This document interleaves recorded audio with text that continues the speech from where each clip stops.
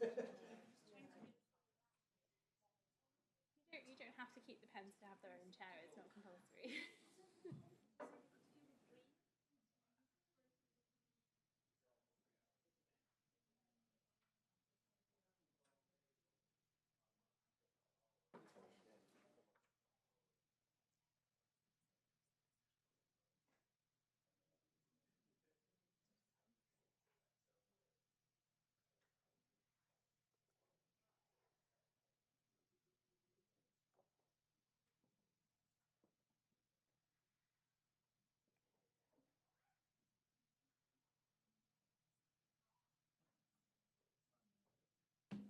Am I okay to? Yes, that's fine. It is being recorded, but That's okay. as long as you're happy Plenty of pictures of me at the networking event at IOP with a beer. The lead scarf, so at least you haven't got the lead scarf. Yeah, wherever you want to sit, wherever you feel comfortable. I'll go next to Dinz.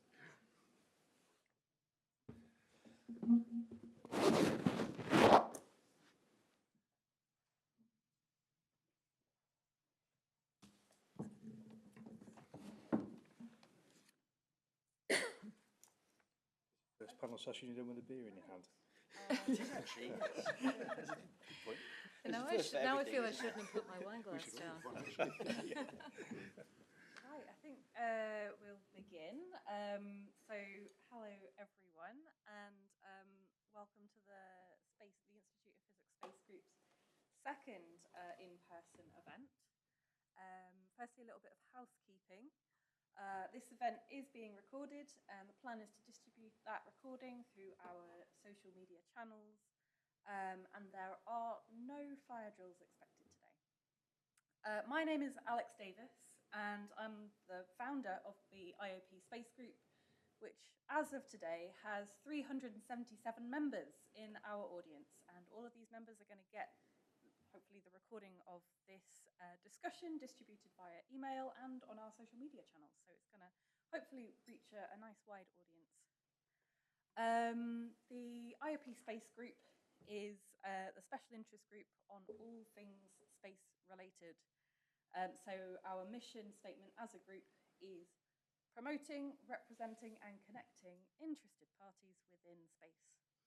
So on promoting, we're talking about building that platform for space participants to use for collaboration and idea generation. And when representing, we're talking about people with that physics-based background that now work in a related field in space that might not be represented by any other IOP group. In connecting, we're talking about creating a place for knowledge sharing and networking, and connecting between interested parties. And by interested parties, we mean everyone. So that might be individuals, that might be academia, that might be government representatives, that might be businesses, anybody who's operating in space or has an interest in it. I'd like to say a thank you to Nikki Antoniou, who has arranged this event for today. Nikki is an Airbus Space Sustainability Champion, and she has arranged this superb panel of experts to discuss space debris knowledge and management and mitigation, including Ray Fielding from the UK Space Agency, who is the Space Sustainability Lead, Dinz from 3S Northumbria, who's the Managing Director, Nick Shave, Managing Director of Astroscale UK, and Katherine Courtney, who is the Chair of GNOSIS, which is the Global Network on Sustainability in Space. So with that, I'm going to hand over to Nikki, who will be chairing the panel discussion today. So thank you, Nikki. Thank you, Alex. So I'm really excited that this is a bit of a passion project of mine, that the IOP Space Group have let me bring these wonderful people onto this stage, because we, as a physics community, haven't really been very well represented within the space industry, which also means we don't necessarily have the important discussions around how physics impacts all aspects of space sustainability. And there are some very core areas where actually the physics community can bring some really wonderful research and really wonderful changes in approach and fantastic new ways to make the industry better. So when we're looking at the changes that have happened, if you look back in 2012 and 2010, the earlier days of when people were talking about space debris was because we'd had the Iridium Cosmos crash, and people were starting to realise, actually, there's quite a lot of debris spreading out around that orbit. There's quite a lot of collision risks. And finally, we're starting to see spacecrafts hitting spacecrafts. But at the time, NASA came along and they said, take 5 large pieces of debris out of orbit every year, keep bringing things down within 25 years, the industry is fine. In 2022, ESA reran the analysis. And when they reran the analysis, they said if we don't take every single object in space out immediately at end of life and take them all down as well, then we have a problem, which obviously wasn't even sustainable or possible at that point. So the new regulations and requirements that some of you have been seeing coming in actually have done the best that they can to try and implement, but there is a crisis and people aren't necessarily talking about it. So I have some really fantastic people here who will introduce themselves and a little bit of why they're on the panel. And if we work down the road from Dinz, they will tell you what it is that they bring to this world and why it's really interesting to hear from them. Thank you, Nikki. Thank you very much for the invitation to attend today, and my apologies for the late train. So I'm Ralph Dinsley, known as Dinz. I'm the managing director and founder of a small northeast-based company called 3S Northumbria. I stumbled into the space domain completely by accident with an early career change or mid-career change in the military, which actually meant I ended up doing 16 of my last 18 years in the Royal Air Force, actually in space events and tracking in space situational awareness. I actually took over the reins of RAF Fylingdales literally a month after the Iridium Cosmos collision, and they were still adding objects to the catalogue 2 years later. That's when they actually closed off those objects. October last year, Intelsat 33 Echo popped in GEO and put at least 1,000 objects, new objects, in the geostationary belt. And yet the system has only managed to put 19 officially in there so far related to that. My enthusiasm for space awareness has grown into a mad rush to be able to stop our ghost of future events. We need to be able to start mapping space and doing more with space. So 3S Northumbria aims to develop the expertise and experience on new plans for actually cleaning up space for the future and developing long-term sustainability so the benefits from orbit can then be continued long beyond our generation and into generations of the future. We have a young team of engineers, newly founded, but they are learning more every day and developing new ideas on how we can actually clean up the mess. And it really is instilling that enthusiasm and helping push that enthusiasm into the younger generations, the new graduates, that will actually ensure that the long-term sustainability of space does continue. Now hand over to Nick, and he will tell you about Astroscale and how his managing director role there is quite crucial for the future of space debris. Thanks, Nikki, and thank you for inviting us on this panel today. Really pleased to be here. So a little bit of background on me. I'm actually a physicist originally. I did physics at King's here in London a long time ago now, graduated in 91. After that, I decided that I wanted to try to see if I could work in the space industry. So I was lucky enough to get an opportunity to work for the government for 5 years, nearly 5 years, at the Defence Research Agency at Farnborough. So that's where I really started my career, and that really sparked my interest. And I've got some ex-colleagues here. We were just discussing some alumni outside over drinks. So Astroscale, I joined Astroscale about 3 years ago now.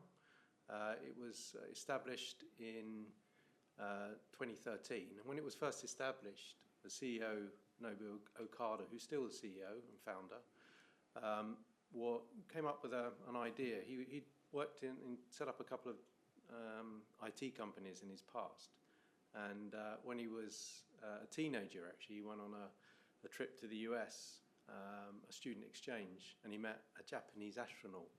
And he gave him a piece of paper that said, "Your destiny is in the stars," in Japanese. And he saw the opportunity there. And he saw that no one was looking at the space debris problem, as outlined by Nikki, as a commercial opportunity as well as a governmental issue or institutional issue. So that's what started Astroscale in 2013. And then he looked at different ways that we could remove debris from orbit. Rocket bodies, there's lots of large rocket bodies in orbit. The 20 most dangerous objects are 10 tons each, big Russian rocket bodies. They're all orbiting between about 650 and 850 kilometers. So that's a pretty horrible orbit. If two of those hit, collide at any point, that would really destroy that part of the space environment. So he looked at different ways that, assessed different ways we could use, looking at even using glue to capture in orbit, or robot arms, or nets. Lots of things done in the lab over a number of years. And eventually worked out some ways to actually go and grab hold of debris objects. And one of the things that we did put into place is a magnetic capture system. And we've demonstrated that in orbit already in 2021 on the first mission to do capture in orbit, which was ELSA-D, that was actually registered and licensed here in the UK and operated from here. So it was very much a Japanese UK mission. So the UK has been a leader in space debris management, certainly the foundation stages and the early R&D, a global leader. And I think we're continuing that going forward with a lot of the good work that the UK Space Agency and others are doing. So Astroscale is one of the companies here working in this field. We're 220 people now based in Harwell. We have a lot of engineering and physics graduates who work for us. A lot of software that we're developing because of the need to do guidance navigation control to a very accurate way in orbit. So there's lots of opportunities too. So I'll probably talk too long, Nikki, but no, it's okay. So next we have Ray from the Space Agency, whose remit obviously isn't just space debris, it's also the atmosphere, the launches, everything associated with space. And so I'll let him talk a bit more about his world. Thank you. Confession, I'm an engineer, not a physicist, but don't hold that against me. So I've been in technology development a long time, in the Space Agency the past 13 years. I used to run a program before my current work called the International Partnership Program, and that used space data from a variety of different sources, not creating, we weren't building satellites, but it used space data to help people around the world. Everything from preventing illegal fishing off the Philippines to deforestation prevention activities in Guatemala, Malaysia. And that gave me a really, really good insight to how space data kind of underpins life. Not just the things you might think of, such as tracking your Amazon parcels, or your GPS, how we all got here, where's the Institute of Physics on your phone type thing, or it was for me anyway.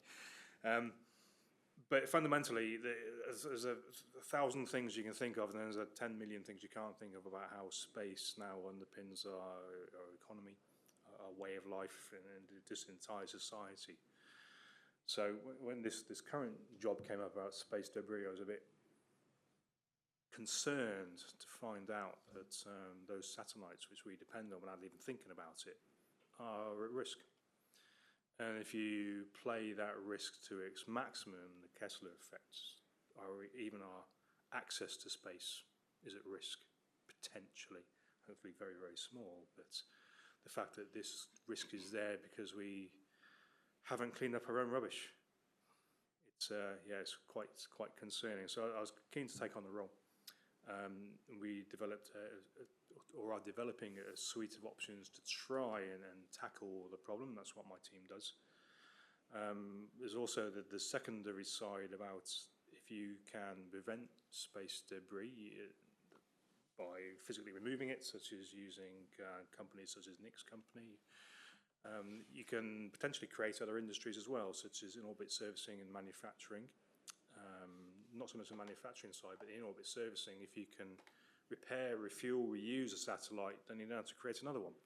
So that helps sustainability as well, decreases the risk. So my team do a variety of work to both extend the life of satellites, so you don't get the current throwaway model which we have, because all satellites, when they run out of fuel, even if they're still perfectly all right, just get lost, thrown away, until they mostly deorbit themselves, potentially at the end of their life, but as we know, some don't.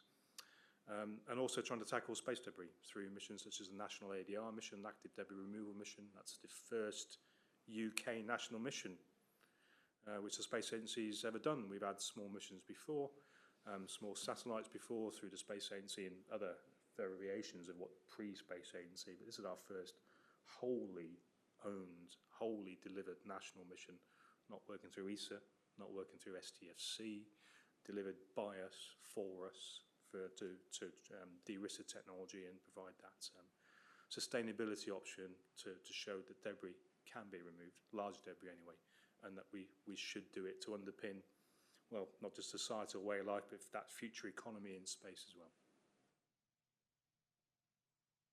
Thank you very much. So, Katherine, next is from the Global Network on Sustainability in Space. I keep missing the on out when I say it. But she represents quite a broad, wide-reaching range across the space sustainability world, which covers a lot of different areas, and it's very interesting for her to describe what she does.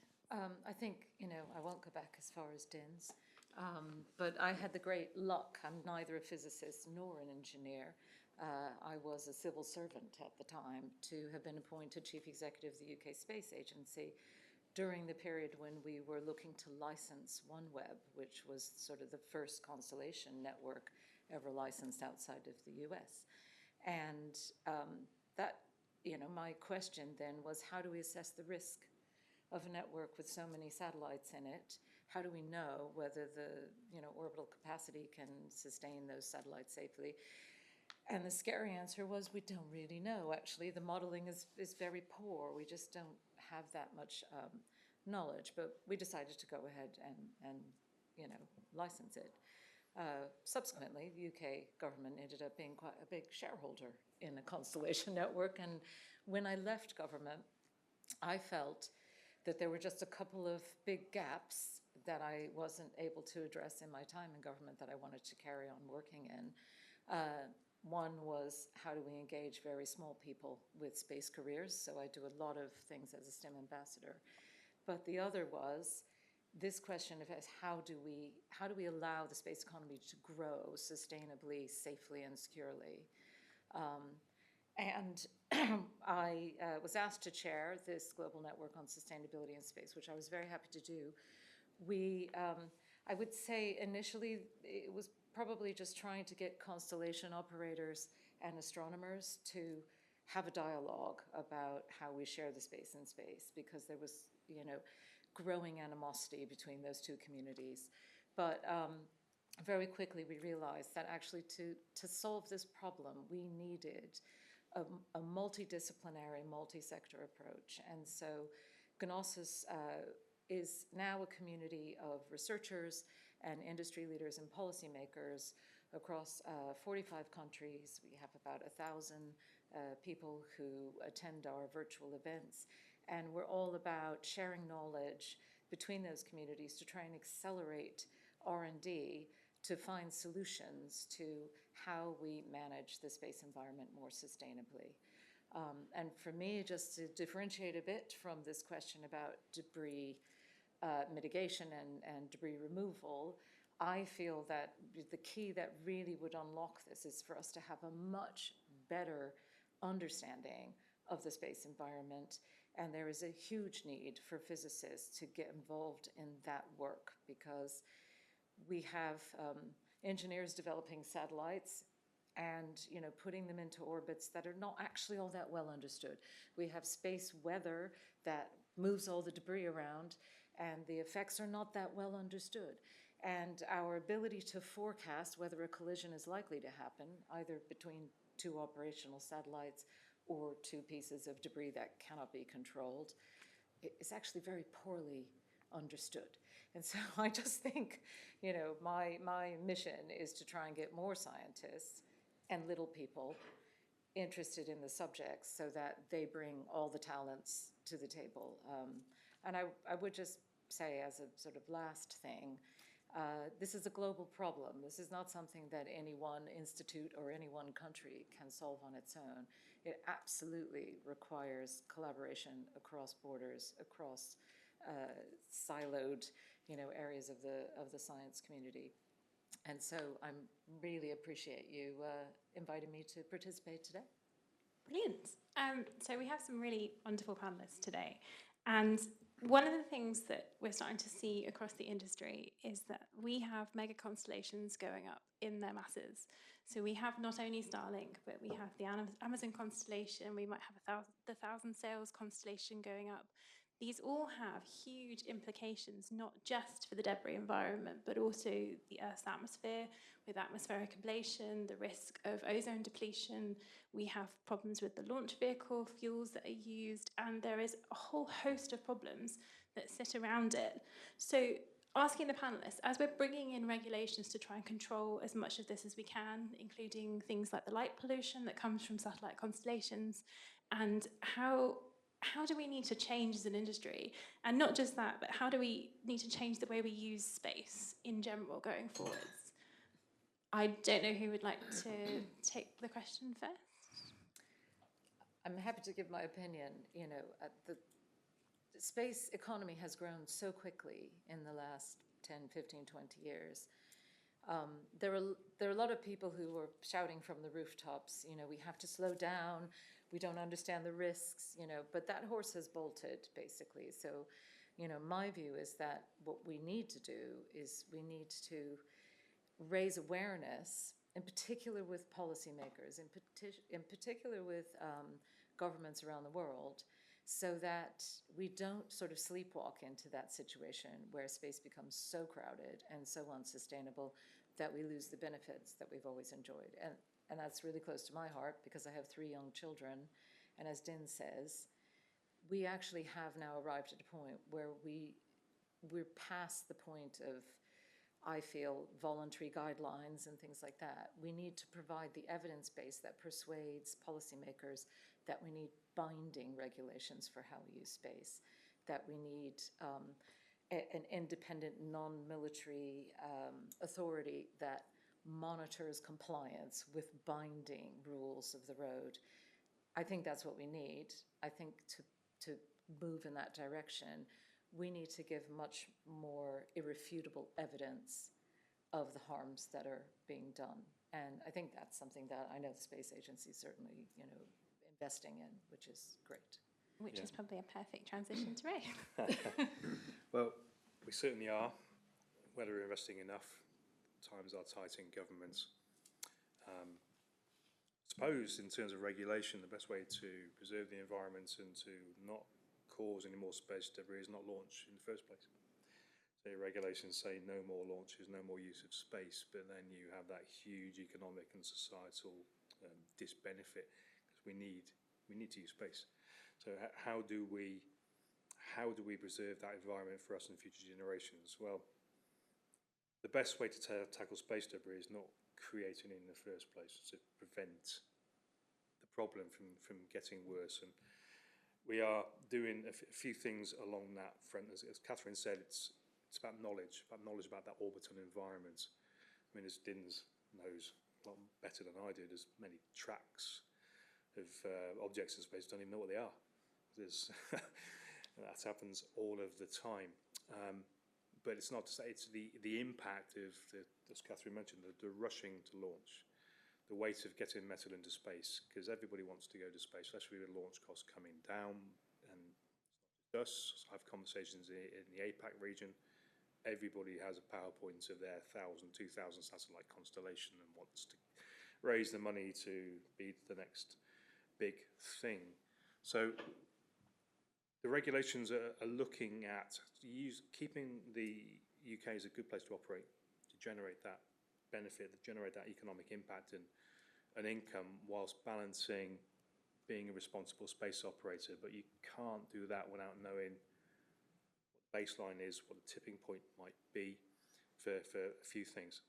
So we are developing space sustainability standards, things like dark and quiet skies, that's on the list, launch standards, sustainable launch, sustainable framework, underpinned by other things such as the Astroscale, which was launched June 2023 by His Majesty the King.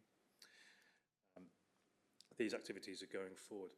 We're also trying to understand the impacts of both launch, working with the Department of Transport, and the method for getting rid of a satellite is to throw it into the atmosphere, either naturally by deorbit, natural deorbit, or actively deorbiting it. Is this a good thing to do? Is atomizing pieces of metal and other things into the upper atmosphere positive thing? Well, don't know. And the fact that we don't know, I think, puts us in the same category as the CSE industry, perhaps in the 50s and 60s. It's where we are now with space. And although the problem might not be bad at the moment, or even might not be a problem, we just don't know. By 2030, there's an estimated 50,000 satellites, and that's a conservative estimate. So taking the FCC, for instance, their 5-year rule to deorbit 5 years after your lifespan, that could be thousands of satellites fairly soon deorbiting into the atmosphere every year, thousands of pieces of metal atomizing, burning up in the atmosphere. So we need to know if that's a good thing or not, because if it's not, we need to take action now, because satellites are still launching. If we haven't got a sensible deorbit regime for them, that's just going to end up in a whole heap of trouble. Also things like the orbits which are currently in use. GEO is fairly tightly controlled. Geostationary orbit's fairly tightly controlled. You need to apply to stringent licensing to be able to get a GEO slot. Very, very protective orbit. But the other orbits, not so much. There's no rules of the road. There's no space traffic management system for LEO. There's no satellites all orbiting nice and safely in the right direction with transponders on. There's no talking between operators about their satellites. No one talks. Satellites don't have transponders on satellites or tags to know where they are. I mean, there's sometimes even getting satellites registered is a problem. So that needs sorting out. And how many satellites is too many satellites?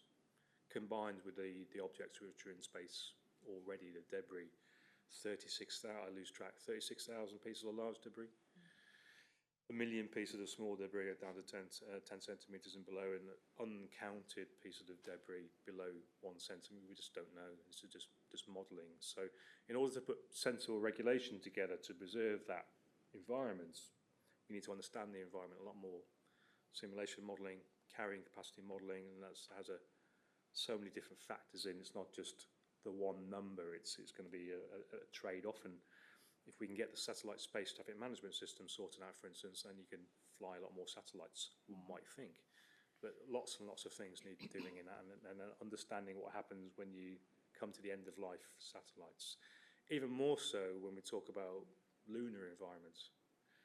Do we want to start spreading the pollution to other planetary bodies? We can't even get our own house in order before we have these grand plans to go elsewhere in the solar system. So quite a problem, quite a challenge. And it's not just our responsibility. It's not just our responsibility to prevent the problem. As I said, prevent the problem in the first place is the way to tackle it. You've got to work with others. Your people who might not be that willing to work with you for either economic or political reasons. So that goes into a whole wider remit of those lovely international politics we all know so well and love. But you can't, space doesn't start and stop above the UK. You can't just say, we'll control that bit and you control your bit. Because satellites don't care about national boundaries as such, either flying or, as you might have seen, the Russian satellite, the old one which came in over the weekend, they don't care where they come in either. So yeah, a lot to do. We've started the journey, but there's a lot more, and this is a timed problem. We need to get a handle on it now, because 50,000 satellites by 2030. 2030 sounds a long way away. It's only 5 years. Sounds like the future, doesn't it? But it's only 5 years away, so action needs to be taken. Right, so Nick, commercial aspects of it brings nicely to what you guys do. Sure, yeah. So everything that Katherine and Ray said, I agree with. I think it is a difficult environment we have, but I like to think of it in two ways. I think that there's the problem is really how do we mitigate what's already there from the past, and that's from the throwaway culture that Ray mentioned, that's been there since the start of the space age in 1957, and then how do we remediate also as well. So sorry, I got that the wrong way around. It's remediate the past and mitigate for the future. So to mitigate for the future, just think about going forward, and this comes in with the commercial aspects. When there are plans for regulations from a number of governments, and the UN's involved as well, other organisations like ESA doing a lot of advocacy in this area. So there's regulations that are coming which would then mean that operators need to, and manufacturers of spacecraft and launch vehicles need to think more about what they're doing as they're building. So this is, how do we build spacecraft and launch vehicles which are more sustainable? And there's a whole area of the space industry coming, being worked on. I know Nikki is quite an expert, I think, in this, which is about demisability. That's the term that's used. So how do we make materials, spacecraft from materials which will demise in the atmosphere that might, if they do re-enter, because all satellites will re-enter eventually, naturally. Some might take thousands of years, some might take a year or less. But so then how can we make things more demisable and less impact on the atmosphere? And I agree as well that the science for that atmospheric ablation is not yet clear. There's a lot of papers. I think, Nikki, you highlighted a paper. So there's more and more scientific research into this, but it's still not totally clear exactly what the impact is. So we need to get that, and then we can develop these spacecraft to try and be more sustainable going forward. So that's the build of spacecraft, but then there's the side of making space itself more sustainable. So how do we refuel spacecraft? How do we service spacecraft in orbit to keep them there longer and not just throw them away at the end of their lives? And that is coming with the technologies that we're building, and debris removal is helping us build those technologies for the future to enable the space environment to be more sustainable. To go into orbit, to get very close to other objects in a safe and secure way with fail-safe mechanisms, lots of fault detection, isolation, recovery mechanisms is really tough because you've got two different objects, both with loads of errors from the atmosphere or from different orbits, and you're trying to predict where they are and get close to each other and then capture them. And that, the maths involved and the software is really, really tough. But once we will be able to master this, and once we can, when we can do more things in orbit, like refueling and other things, and that's coming. Yep, and I would also add that for demisability, you don't also need to demise, you can reuse. So there's also the question about whether we should be burning up at all, or whether we should be returning everything whole back to Earth in a controlled way, which was actually ESA's first suggestion when they were looking at the standards back in the days where they were working with industry and the CDF. They sat down and they said, actually, maybe we just tell everybody to do a controlled deorbit, but it's expensive and it breaks business cases, and the commercial aspect of it is very much driven by cost. Now I'm going to hand over to Dinz and also expand the question a little bit, because your remit is the tracking element of the SSA world as well, and talk about how the number of objects is obviously dramatically increasing, but how do we actually kind of make that a usable space still, and how do we make sure we have a better knowledge of everything around us, and what practical things can we do within that? I think, unfortunately for the space surveillance and tracking world, space situational world, or if you want to call it space domain awareness, but I won't get on that soapbox, of being aware of what's happening up there, the community has failed the need for space operations. It's been very much, the thing that's frustrated me over the past 10 to 15 years has been everybody talking about how important space awareness is, but never investing in the systems to do the job. And we really need to invest in those systems globally and remove them to a point from the hands of the military. Space security is very, very important. Space sustainability is equally, if not more important, but it's not a military role. So when the military organizations say that we do sustainability, yes, they look at space in a sustainable way, but they're not funded to do it. So we really need to create a clear funding model to support the security needs so the military can do that job, and then support the space tracking and sustainability needs so we can ensure accessibility and sustainability in space for the future. And we need to marry that to circular economics. I started 3S with the idea of one day we need to have recycling on orbit. We're doing a study with Durham University on the value of space debris. And quite interestingly, the roadblocks we're hitting just to get information on what some of these satellites are made of. We're not talking about military satellites. You know, satellites have been up there for a long time. Either the information has been lost or it's locked away because apparently it's commercially sensitive, even though it's 30, 40, 50 years old, which is very surprising. So finding out what's happening up there, doing market research on is there a market for space recycling, is hitting so many stumbling blocks. But it's important that we understand the value of debris, both safety-wise and economically, so we can, if necessary, build a market or at least understand how governments will need to put funds in place to remove that problem in the future. And then, mapping everything that's going on in Earth's orbits to ensure that we can apply the circular economics and actually have space traffic movement similar to air traffic movement. So civil space looking after sustainability, military space looking after security. And we see it day to day with the CAA supporting commercial air traffic and the military keeping an eye out and policing the airspace. So how do we apply that to space? And then retrieving and bringing back, we can't run blindly into well, it's deorbit everything, because we do know that there is a problem, that we are polluting the atmosphere. We don't know to the extent yet. Historically, 2 dozen satellites would re-enter every year. Now we're getting 100 to 200 a month. And that's one of those problems that we really need to understand and ensure. And it's only through bringing through the right skills from university into commercial space.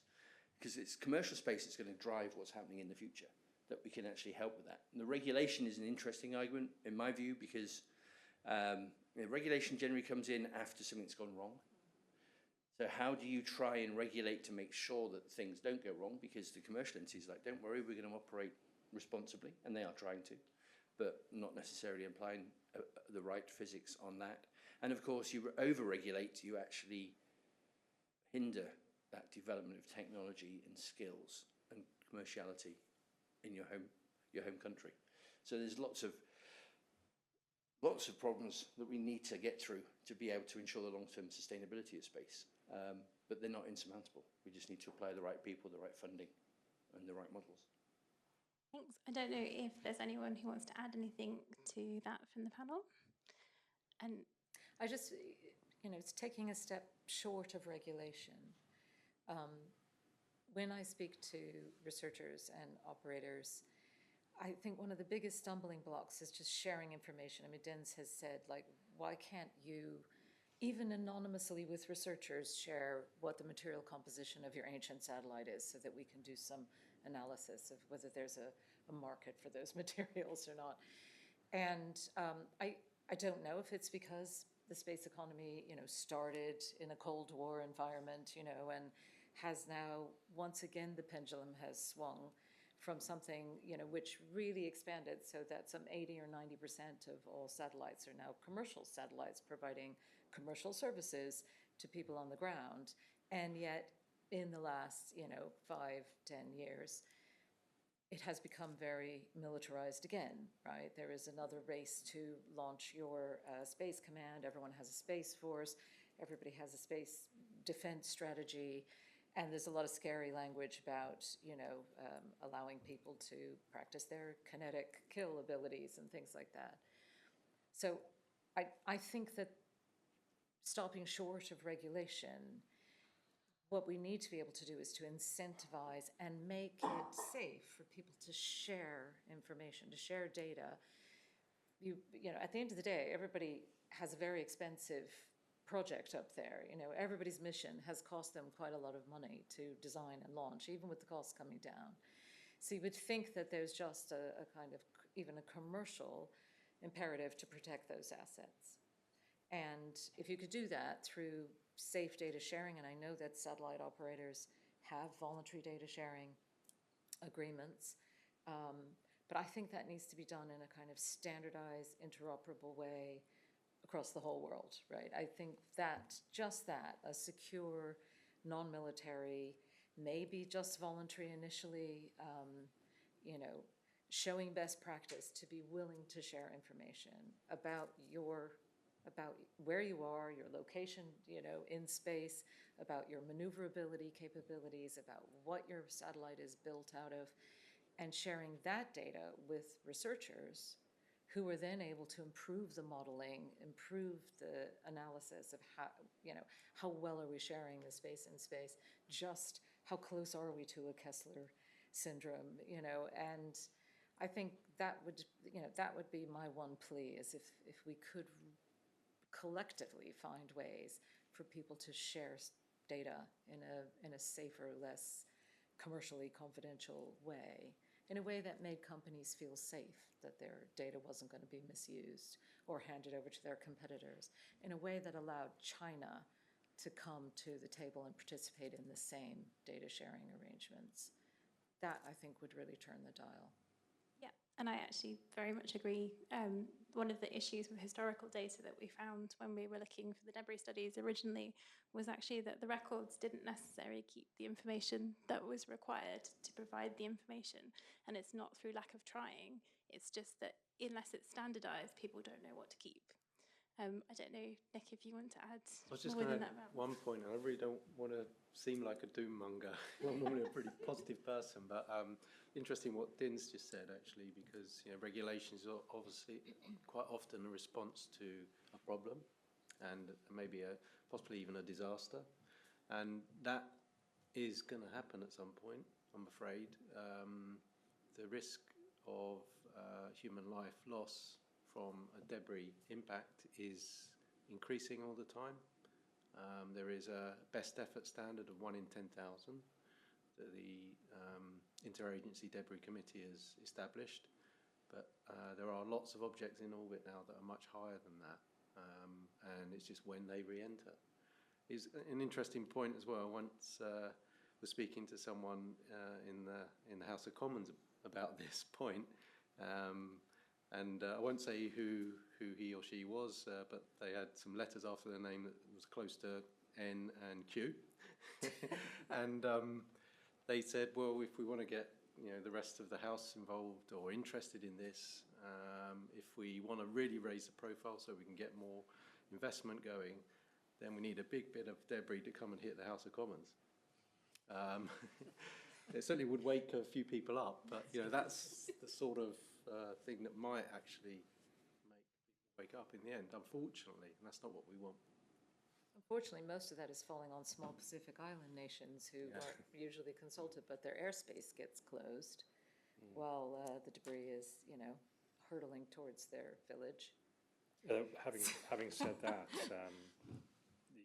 the UKSA, along with Space Command, operates something called National Space Operations Centre, NSPOC, and that provides tracking data to all UK satellite operators, but only the UK ones. I mean, there's talk about expanding it further. So I get all the data tracks which pass my desk at all times of day and night, where things are either about to hit each other, called conjunctions, within probabilities, or actual debris coming down. And that showstopper piece of debris, the House of Commons debris, we tracked it was an incoming rocket body which was heading towards the Ukraine conflict zone. Very, very, very high speed, hypersonic missile. And this was not small, this was a couple of tons. I mean, it stopped short but and it was an American registered object, but one can only imagine the, well, geopolitical fallout if an American object hits at thousands of miles an hour into that kind of conflict zone. So these are happening more frequently than people might think, and only last Christmas, the one before, Spanish airspace over a region was shut for a day. A piece of space debris came down, and it was thought to be passing through Spanish airspace, and that cost, say, only 17 million euros for that small window. The airspace had to be shut. But, you know, as I said, 2030, more satellites than ever before. It's 10,000 now, 50,000 in 5 years, and iterative going upwards. These kind of events are going to have a huge, huge impact. Though it might not hit the House of Commons, it will affect us somewhere, somehow. If it closes Heathrow Airport for a few hours, that's enough for the media to pay attention. Yeah. So we are starting to hear, and some of you, I imagine it's the first time, for others, I imagine you've heard this many times before, that there is this growing space crisis. So what would the panellists say to people who want to get more involved, particularly from the world of physics and from the people who may be in the industry from that background? And what can they bring and what can they do to make this better? I don't know who would like to. I mean, one of the projects we're starting with our company, and we're still building our initial web page for the commercial side of things, although, to be honest, we don't need a commercial web page to get customers. There's plenty of customers out there for us. But one thing we're building is a platform for the public to get involved. Because although the space debris has been caused by the space industry of the past, it's everybody's responsibility. But we need to educate the public more to understand how they can get involved. Because people sit back and they think, well, if you've got to get involved in space, you've got to be a nation state, an astrophysicist, or a billionaire.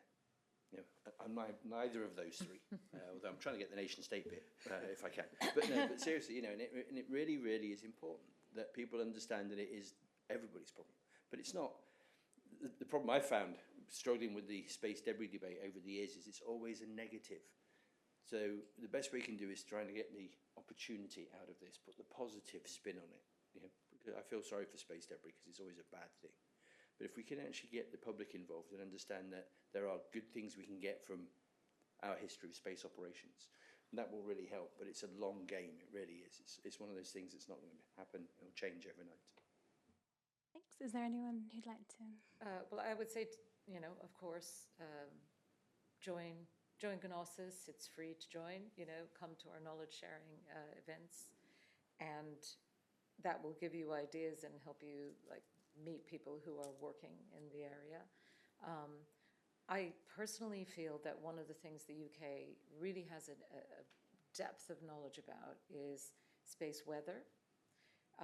We're also doing a lot of development work in this country in quantum, and those are two areas where actually that expertise, that specialist knowledge about those emerging, well, space weather is not emerging, but those areas really could have a beneficial impact if we were better at bringing the space weather community together with the satellite operator community. It's critical because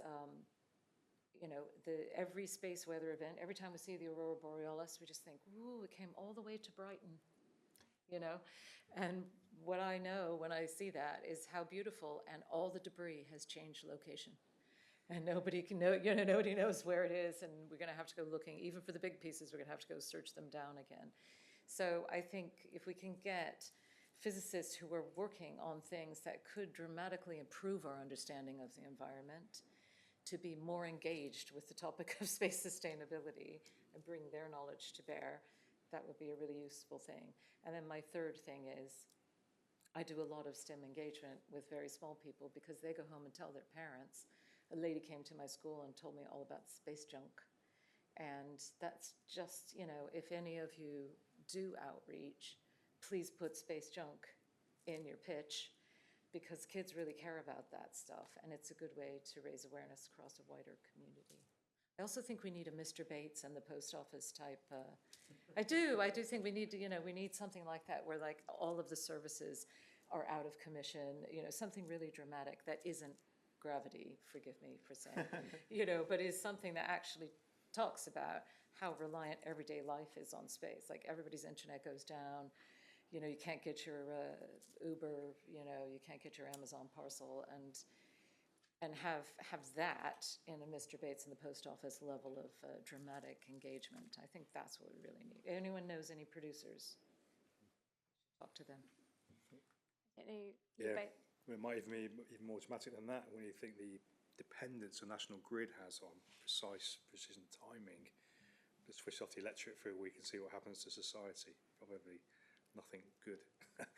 I agree wholeheartedly with the outreach. We can't get enough messaging on this. If you want political change to happen, public opinion needs to be behind the subject.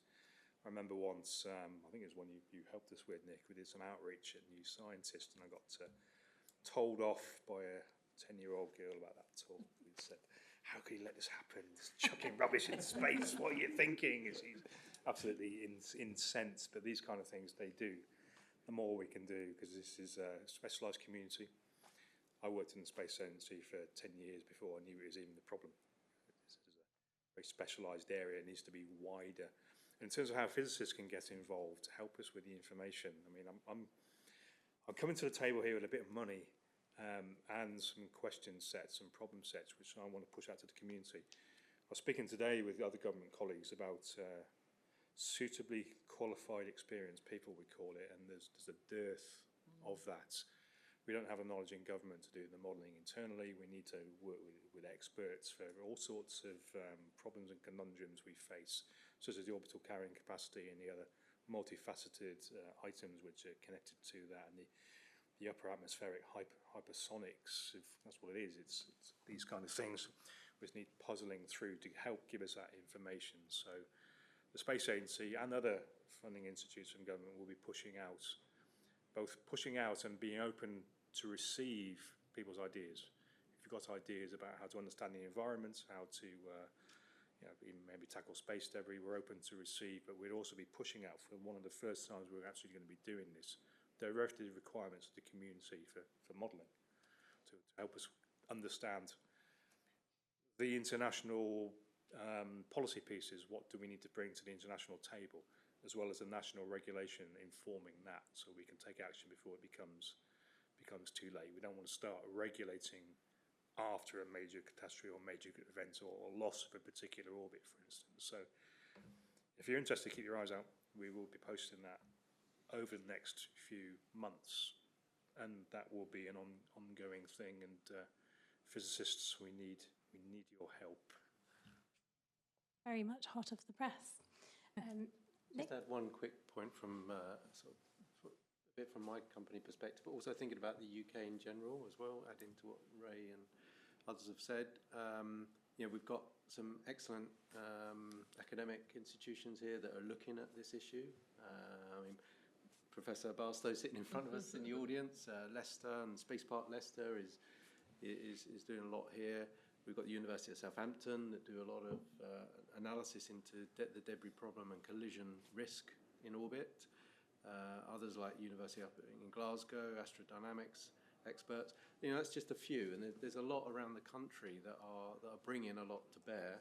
I think then from a sort of industrial perspective, we're seeing more projects are starting. Ray's mentioned a couple, and I think both nationally and through organisations like ESA, who are starting to invest more in this area. They have a whole zero debris program running. So any ESA satellite that's launched after 2030 has to have an end-of-life approach. It can't be thrown away in orbit. It has to be either removed or deorbited itself or in some way. And that's a commitment by the Director General of ESA. So we are seeing some action, and I think companies like mine, we have a graduate program. 2 years ago we took on 12 graduates. They've been brilliant. They've added so much energy to the organisation. And we've got another program running this year, so a similar number we hope to bring through. So they're all learning lots of different things around our engineering organisation, program management and other things, operations, and that I hope will help seed things for the future into the industry. and also hot off the press, I believe. So I'm going to ask the panellists to give us a final thought, and then I'm going to throw some questions out to the audience. So have a think if you have any questions you want to pose. So if we work down the row, give us your kind of number one final thoughts for influencing this community. We need to invest in the capabilities to truly understand, to measure the orbits so we truly understand what the problem is, and then develop long-term solutions that don't create new problems.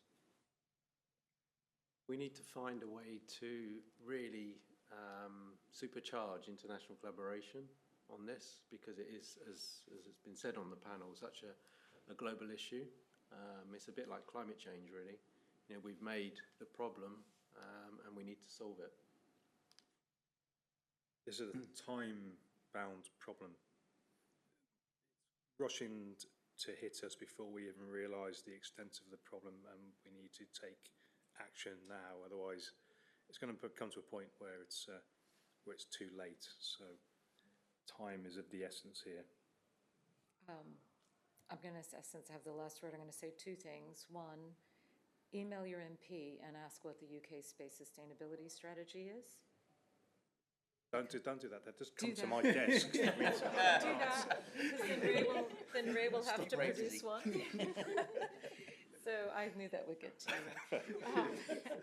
But and also, maybe this is a bit out there, but if you're a physicist who really is more interested in theoretical, questions, there's a place for you in solving this problem too, because the solutions that we are grappling with to try and solve this problem for near-Earth space today, they are not going to be the same answers that will help us not replicate the problem in cislunar, lunar, and around Mars.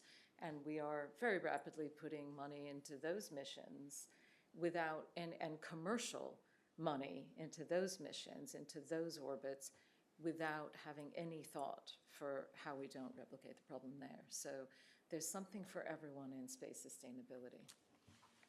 Thank you all. Do we have any questions from the audience? If you shout loudly and I'll repeat it into the microphone. Yeah. Hi, I'm Victoria from Ralph Space. I would like to ask, I guess it's a general question to all of you.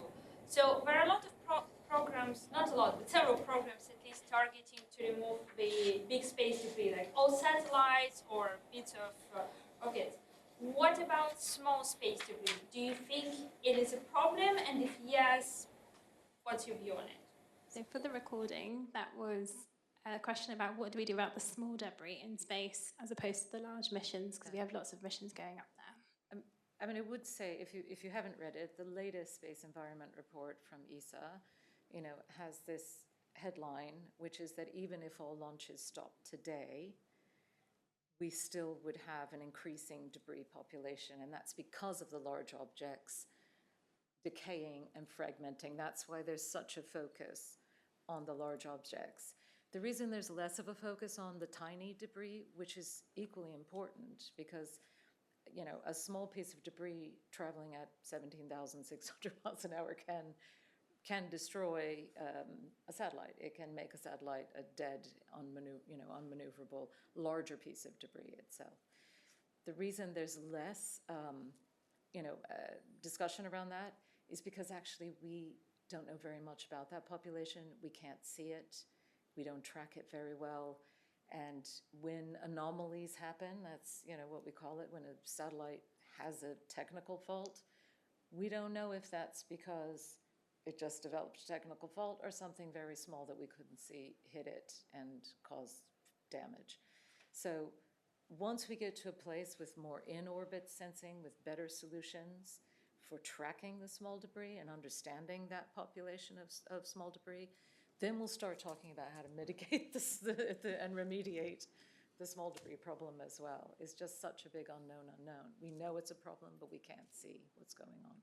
Also worth remembering that with large debris, you maneuver into the same orbital plane and the same speed. With the small debris, it could be coming in multiple directions all at once, and it's very hard to align to catch it safely. And it's moving very fast. You need to be in the same relative frame, basically. I think we've also created a problem because we've merged the natural space debris with the human-made junk, and it's always the same conversation. And there's obviously a huge natural risk up there already anyway. But even when Tim Peake was on the ISS and he stood next to a crack in one of the windshields, that's turned into the conversation of space junk has hit the ISS. We have absolutely no idea if that was actually natural debris, because there's so much of that raining down all the time. And 10 centimetres is the accepted limit. Underneath 10 centimetres in size, you don't know where it is, can't track it. Okay, we had a couple more questions just behind. So should we go Matthew first, just because...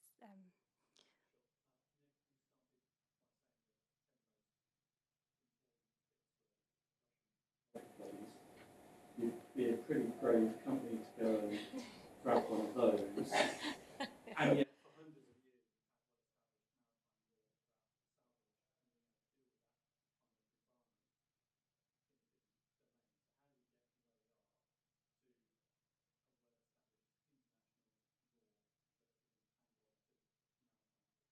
For the recording, that was the rocket bodies from the Russian launchers that Nick mentioned at the beginning. They could be salvaged if they were in maritime law, and that doesn't apply necessarily in space. So how do we reach that world? That's an excellent question. Yeah, this whole salvage model would be wonderful to try and address, but I think it really needs a strong focus on the regulation side, both the regulation of the debris itself, but probably more importantly, how do we regulate a mission to go and remove those? Would a country be willing, because it's at the end of the day, the way the Outer Space Treaty works from 1967 is that it's the launching state that's responsible and has a liability from that piece of debris in orbit. So if another state, such as, let's say, the UK, decided to want to move to a salvage type model, they have to take the liability on that piece of debris that we're going to go and salvage as a company.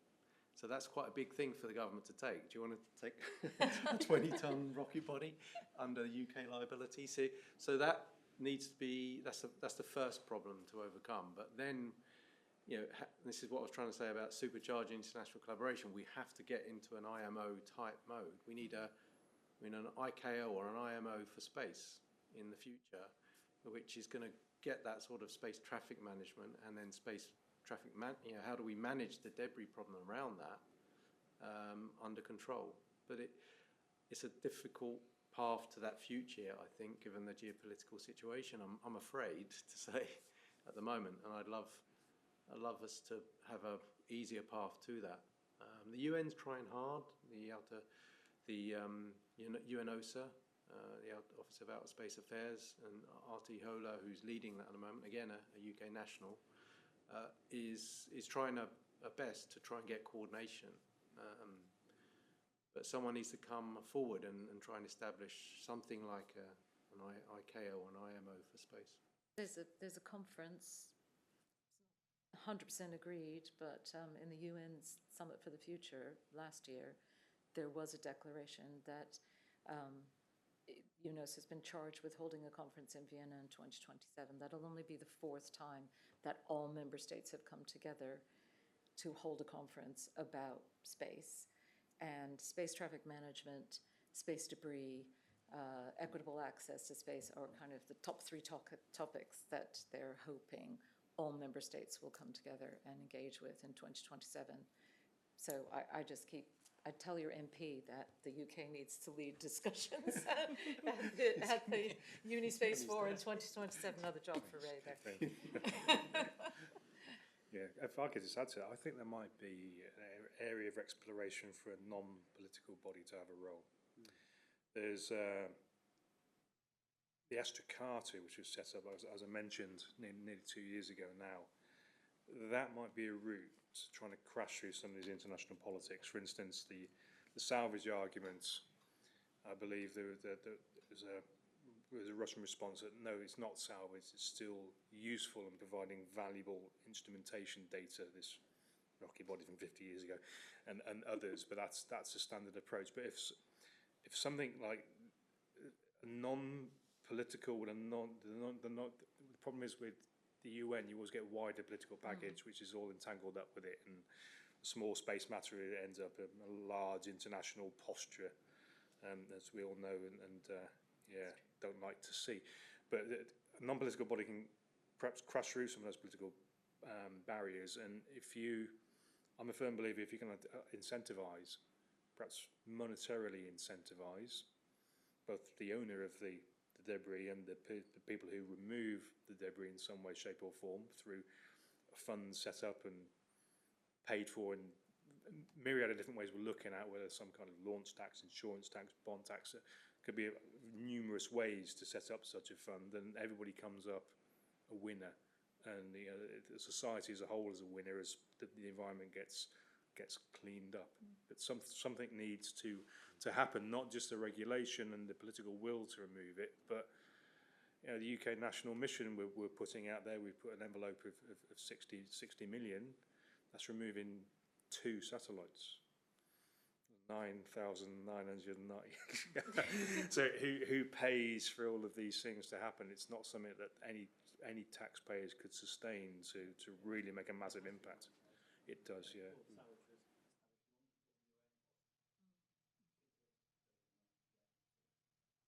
Yeah, I think that's an avenue I think could provide some success. Okay, thank you. Are there any more questions? Joe?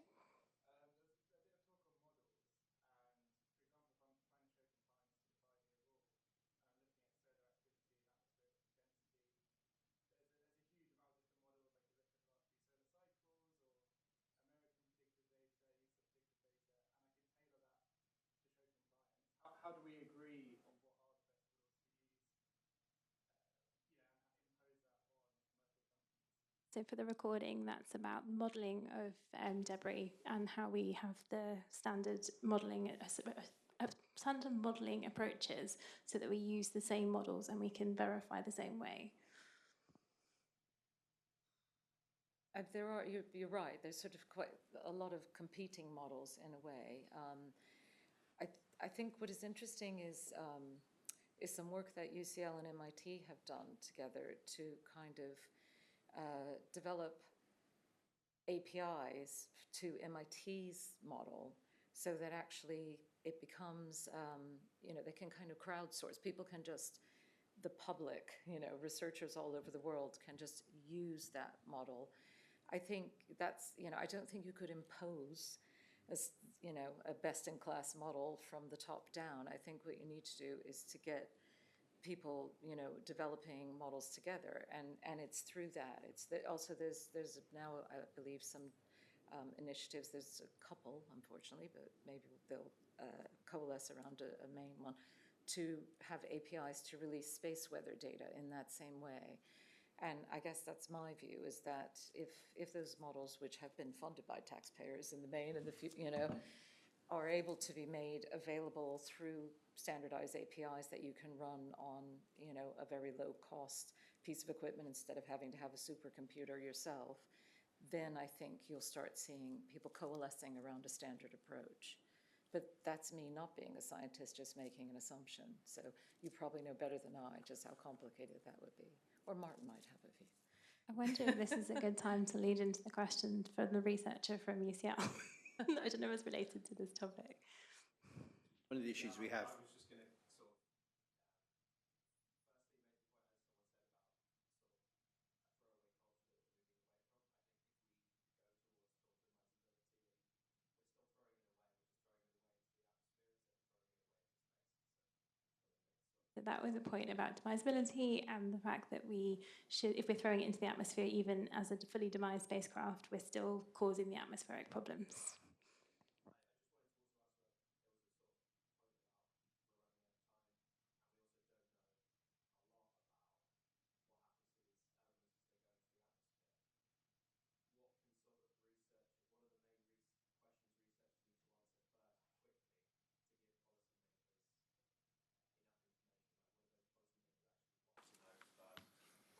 And that was a question about what should the research community who are looking at the effects of the atmospheric ablation from spacecraft materials do quickly to help policymakers.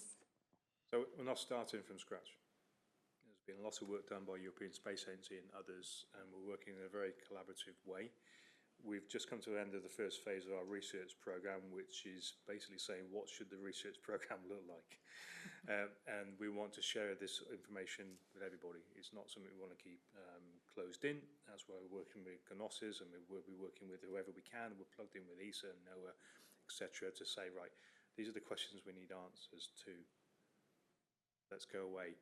Funded by UK Space Agency and others, you know, everybody from the Department of Transport and other funders around the world. We're not competing. We're trying to work together to make sure limited resources are pushed out and maximised and results are shared. So I suppose this is the interim phase before we go out and say, right, this is the next. This is the first phase 1, phase 2, This will be an ongoing problem, I think, to get. Well, I was pitched if we spend 30 million to develop this great big facility, we're going to get answers in 3 years, but we also have to balance about what funds are available, so, you know, curtail expectations, I suppose. But we are hoping to push out to the community, stay plugged in to say, right, these are the questions we need answering, and then decide how you might want to get involved. And the point there about modelling as well, that's something else we're throwing into the mix, is atmospheric ablation, this destruction of materials and the harmful effects. What does that do? We don't know. Neither did the Met Office as well, because it's not just about aluminium and such. It's the effect on the upper atmospherics of launch and other such. Water vapour was also a potential concern. So it's not just us, but on the modelling, we're keen to make sure, whichever way government policy goes, this stays as a body of information, because the last thing we want to do is set up and develop a great big comprehensive model, and then models need maintaining and going forward to keep that use and feeding with data, that we need a path forward to make sure that is by itself sustainable, whether it's us, whether it's us funding the European Space Agency, because they have a suite of models as well. Not sure yet, but this is all the things we are looking into to get way forward in a timely way. So this coming year, we have the funding in the Space Agency and working with others to put together what does the next 10 years look like to make sure space stays sustainable. We want to make sure we've got a 10-year strategy and roadmap, not just, it's all a big problem, we've got 1 year's worth of funding. That's not quite the picture. We do realise we need a long-term plan and long-term funding to sustain that, and we're taking steps internally to make sure that happens. Brilliant. Do we have any last points from the panel? Just to follow up on that as well, ESA have their second conference on atmospheric effects of re-entering objects later this year, if I remember rightly. If you look for it, they've just put out a call for abstracts for it. It shows you how early the science is on that. And the first one was only January 2024, so we're still working on that. So what we're going to do now is we're going to get everyone to grab a drink, and then we've got a bit of a discussion session where you're a bit more free to answer some questions to us and ask questions to the panellists. So I've got 3 questions for you, which are, how do we make this a more aware subject for the physics community? I'm going to guess a huge amount of the physics community and beyond that are not necessarily aware of quite how serious some of the effects of the growing space crisis actually are.